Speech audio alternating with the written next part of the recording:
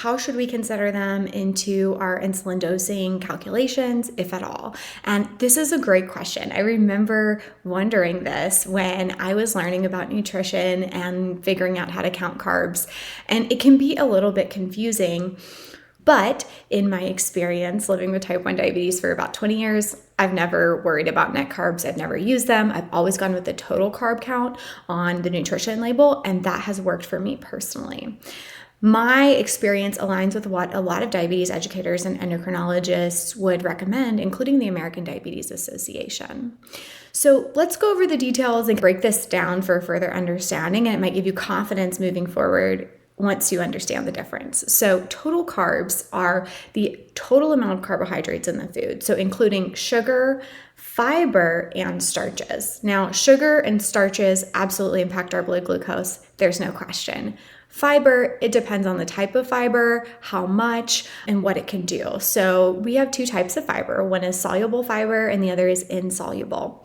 Insoluble basically means we don't break it down. It acts like a brush, goes through our intestines and pushes things along. Soluble fiber, however, is something that can slow our digestion slightly and impact the way that we're absorbing carbs. So it can have a little bit more of an impact on blood glucose levels. Definitely varies between the meal, the person. There's a lot of variability there.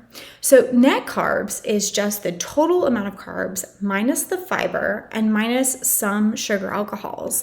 And the sugar alcohols piece is where it gets a little bit confusing. Sugar alcohols, for example, erythritol, doesn't typically impact blood glucose levels very much. However, maltitol, a different type, can.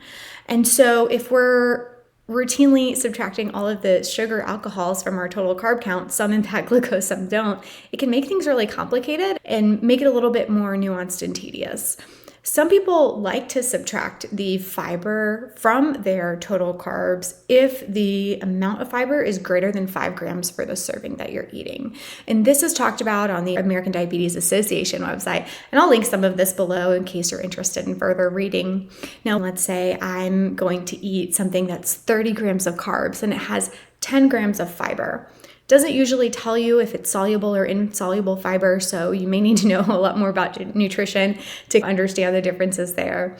But 10 grams of fiber divided by 2 is 5 grams of fiber. So I may take my 30 grams of carbohydrates, my total carbohydrates, subtract half of the fiber content, so 5 grams, and get 25 grams. Now, some people do this. I typically have not found this to be helpful for me. I don't mess with that. I haven't noticed any patterns that have been negative because of it.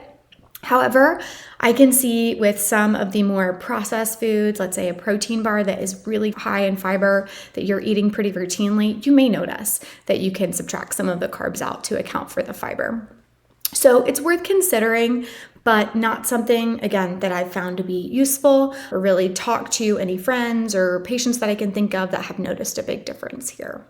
Now, it's also important to understand that when we are experimenting, everybody's body is different. There are different conditions that may have a different approach to this question. If someone has gastroparesis associated with their diabetes, that might change the way that we look at this.